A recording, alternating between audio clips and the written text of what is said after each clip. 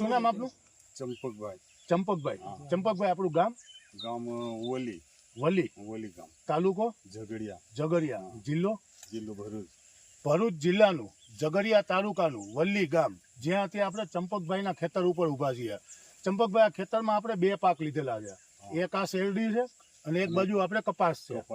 હવે આ શેરડી અને કપાસ આ બંને પાકની અંદર આપણે પાયાના ખાતરમાં કામધેનુ સોના વાપર્યું છે, બરોબર? તો હવે આ કામધેનુ સોના વાપર્યું એ પહેલી જ વાર વાપર્યું કે આ પેલા ક્યારે વાપરેલું?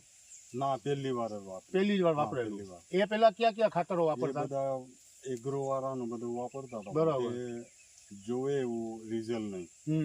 તો આ વર્ષે આપણે પહેલી વાર કામધેનુ સોના વાપર્યું, બરોબર. હવે વાત કરીએ શેરડી થી.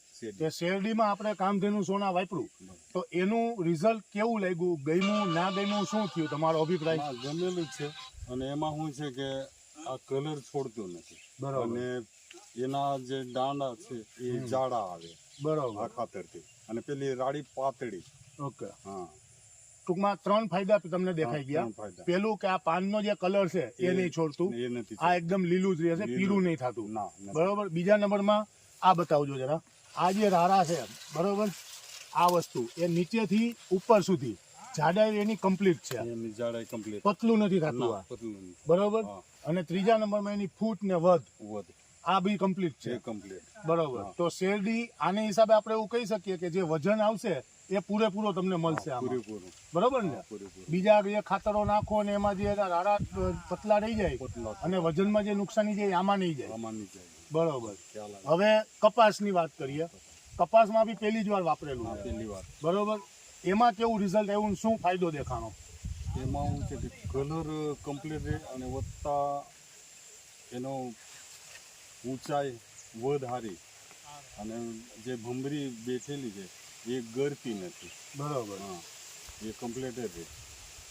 ટૂંકમાં કપાસની અંદર વધ બી છે, બરોબર. આ બાજુનો આખો પ્લોટિંગ આપણે કપાસનો છે, આમાં વધ કમ્પ્લીટ છે. એનું જે હાઈટ હોવી જોઈએ, જે કલર હોવો જોઈએ, એ બધું ઓકે રેડી છે, બરોબર. બીજા પ્લસ મોટો ફાયદો થયો છે જે ફૂલ ભમરી છે એ ક્યાંય ખરતી નથી, બરોબર ને? ફૂલ ભમરીનું બેઠાળ જે છે એ કમ્પ્લીટ એમને બેઠો છે, એમાં ખરણ નથી આવ્યું, બરોબર. તો જે બગાડ થવો જોઈએ, નુકસાની થવી જોઈએ એ નથી, એનાથી આપણને ફાયદો થઈ ગયો, ઉત્પાદનમાં થશે, બરોબર ને? ચંપકભાઈએ જે રીતના કીધું, કપાસ અને શેરડી આ બંનેમાં એમણે કામધેનુ સોના ખાતર વાપર્યું અને કમ્પ્લીટ એમણે રિઝલ્ટ લીધેલું છે. શેરડીમાં એમને વજનમાં ફાયદો દેખાય છે, કપાસમાં એમને ફૂલ ભમરીઓ ખરવાનો પ્રશ્ન નથી આવ્યો. બંને પાકની અંદર પૂરેપૂરું સંતોષકારક રિઝલ્ટ છે ને ચંપકભાઈ? હવે આ જે પ્રોડક્ટ પહેલી વખત આપણે વાપરી અને આ જે રિઝલ્ટ લીધેલા છે, આ પછી હવે એવું લાગે કે ભાઈ કામધેનુ સોના વાપરવું જોઈએ કે રાસાયણિક? કેવું મજા આવે, કયું ખાતર વાપરવાનું મન થાય? કામધેનુ સોના જ વાપરવાનું મન થાય ને, બરોબર ને? તો આ જે બંને પાકની અંદર રિઝલ્ટ લઈ લીધા. હવે શેનો પાક આવશે આપણે વાવેતર શિયાળુમાં?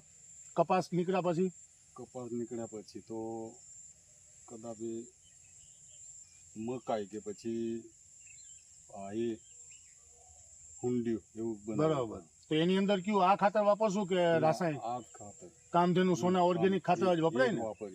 હવે કંપનીને આપના વતી ક્યાંય રેફરન્સ આપવો હોય તો એના માટે તમારો મોબાઈલ નંબર જણાવશો? મારો મોબાઈલ નંબર 9586513374. 9586513374 ચંપકભાઈનો મોબાઈલ નંબર છે, જેમણે શેરડીના પાકમાં અને કપાસના પાકમાં બંનેમાં પાયાના ખાતર તરીકે રાસાયણિક ખાતર ન વાપરતા કામધેનુ સોના ખાતર વાપરી પૂરેપૂરું સંતોષકારક રિઝલ્ટ લીધેલું છે, બરોબર ને ચંપકભાઈ? તો ધન્યવાદ કંપનીની પ્રોડક્ટ વાપરવા અને કંપનીની પ્રોડક્ટ ઉપર ભરોસો કરવા માટે, બરોબર.